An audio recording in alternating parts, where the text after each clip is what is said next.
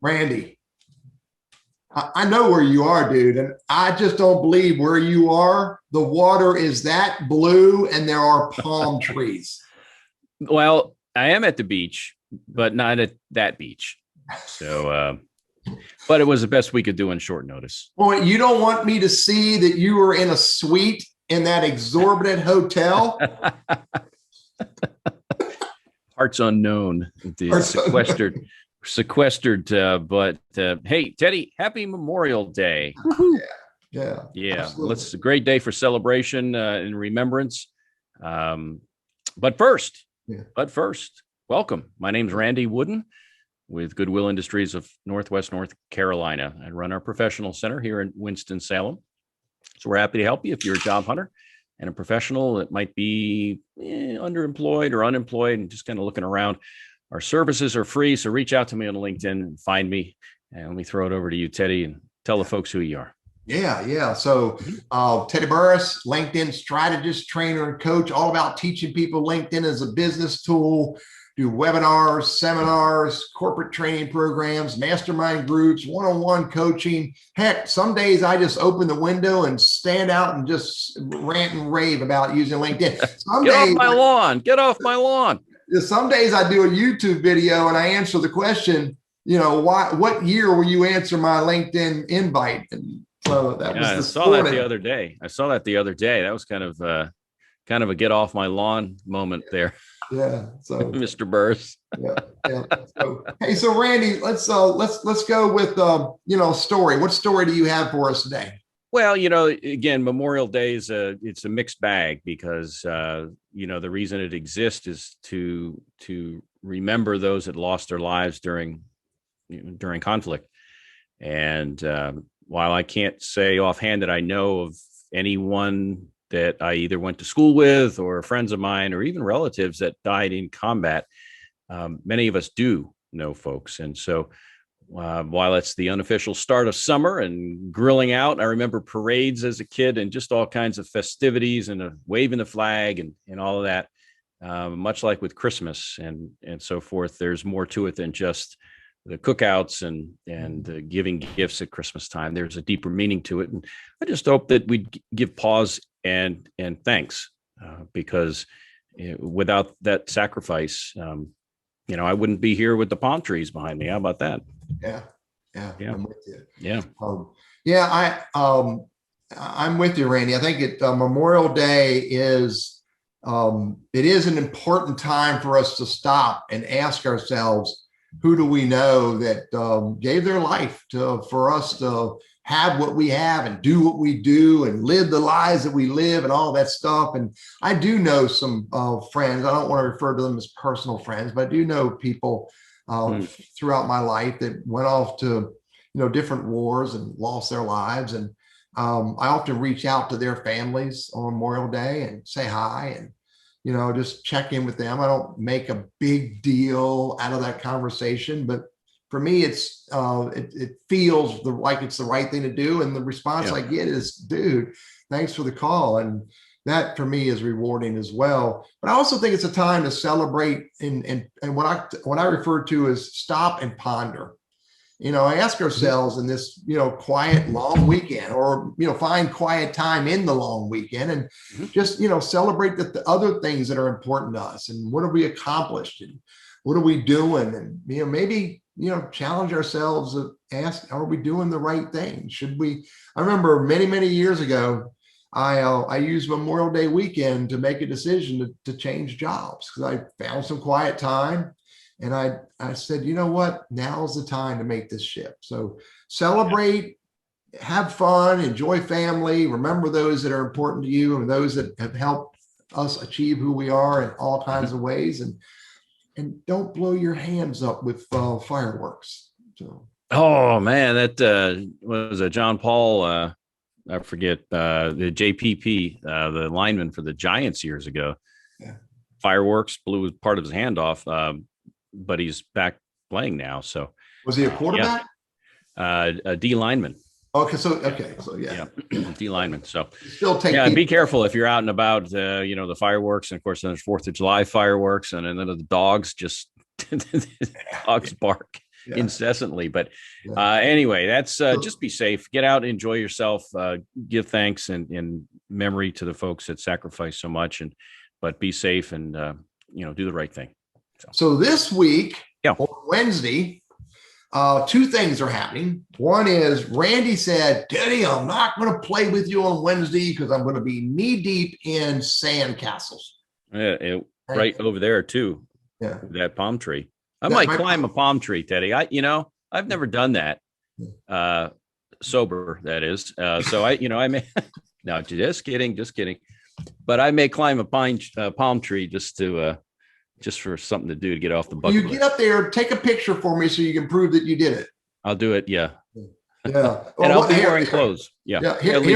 Here's a one before we get serious again. So last weekend, the weekend before last, I went to Maryland to help my in-laws in their house, and I got on top of a 30-foot ladder. You were? Now, my kids say, Dad, you're too old. You shouldn't be on top of a 30-foot ladder. But those rungs were solid. I climbed all the way up top, climbed all the way back down. So wow. That's anyway, awesome. Enough of the shenanigans. Hey, this week, two things are happening. One is Bobby Davis, the owner of Coder Foundry out of Kernersville, North Carolina, is going to join us. And the conversation is going to be about, it'll be a lot about coding school, but it's really more than that. It's about going to boot camps and going and taking online courses and going and learning and growing. Coder Foundry is a great program. Coding school has been absolutely phenomenal for a lot of people. And we just want to share the idea and talk about it and get you interested maybe in going to looking at some kind of a boot camp that may be beneficial for you in your role. So Bobby Davis, the company's Coder Foundry this Wednesday. But we also have another change. We have a special co-host. Good. Susan Fox, who's one of Randy's sidekicks at Goodwill Northwest North Carolina. Yep. Susan Fox is going to be sitting in for Randy. Now, don't tell Randy this, but I'm interviewing her. And if I like the way she does this job, I may put up a challenge here. Okay, not. But anyway, if she does it well, we'll invite her back to be a co-host again another day. And she's looking forward to it. I talked with her; she's happy about it. So she'll do well. She's a former school teacher, so she's used to asking questions and engaging people. So you better be on your toes, Teddy, because she just may put me in my place. Put you in your place, absolutely. So good. That'll be good. There's a lot of things out there that I tell oftentimes. I say, people, we don't know what we don't know, and unless or until you at least expose yourself to other types of work. Mm-hmm. And talk to people who do that kind of work, you may never know. And there are a lot of people, and I deal with them every day, that are at a fork in the road. Yeah. And all they know is that they prefer not to stay doing what they do, but they don't know what that next step might be. And so this might be an option for them, because I'll tell you that, and you've said this too, the whole programming and coding, that's something that is mushrooming. I mean, everybody owns a phone, right? And all the apps on the phone and all the apps online. So it's a great opportunity. If that's something you like to pursue, make sure you check this out on Wednesday. Cool. All right, man. Do you have a job search tip? I do. Any of my clients remember me saying your life is like a deck of cards. I'm all the aces. I thought you were going to say you weren't playing with a full deck, but I digress. My deck has 4 aces. Okay. Nothing else. All right, Teddy, you and I are about the same age. We've been around the block, right? We've had different jobs, careers. We have different levels of education, different skills and experiences, accomplishments. That being the deck of cards, the deck of 52. Yeah. And it's all shuffled up. It's our life. That's where I'm going with this thing. And now the employer says in their job posting, we want to hire these skills or this certain set of experiences and skills. For example, red face cards. Mm-hmm. And that's what the employer is looking for. I don't have a deck of cards here, but I do have 3 Sharpies. And as luck would have it, one is black and one is red. So you're a fool if you hand that employer the deck of shuffled cards and say, Teddy, you asked for red face cards. Here they are. Yeah, they're in there. But what employer is going to want to sift through that deck of cards to find those items. Wouldn't it be better if they said, we want red face cards? What if you were to pull those red face cards out of the deck, put them face up, hand the deck to them and say, Teddy, I have those cards that you're asking for. I also have some value add that we may want to talk about as well. And so if you think about that, you've got to give the people what they want. Mm-hmm. That's an old song, I think, right? Yeah. And so the same thing now with a resume is to top load that resume with those keywords, the functions and processes and the skills and accomplishments related to those red face cards, so they can quickly see that you have what they want, and it should warrant a conversation. So your life is like a deck of cards. Make sure you pull out the relevant cards in response to the job opening. Do that with the resume, and also be prepared in the interview to talk about things they care about. Again, those red face cards. So there you go. Yeah. Or the 4 aces. Or the 4 aces. Or the purple Sharpie that doesn't have a home today. So yeah. Cool. I get it, man. Hey, that's sort of kind of like my conversation I'm going to have. And this dude died years ago. I think he did. His name is Dr. Seuss. Dr. Seuss says, be you. You are youer than you. There was no one who was anywhere like you. Something like that. Be you. You are youer than you. Be you. Yeah. Be the real person that you can be. Don't be a fake. And when you're having conversations with people in a job search or in business, don't try to be something you ain't. Give you a quick little story. Mm-hmm. This happened on Friday. On Friday, I had a sales call, and I talked to the business owner, and he wanted to know what I do. And I told him what I do. And he says, that's good. I like that. And then one of the other people on the call said, hey, but I want help doing this, this, and this. Okay. And this, and this is stuff that A, I don't do, and B, I won't do. Let me repeat. It's stuff I don't do, and it's stuff I won't do.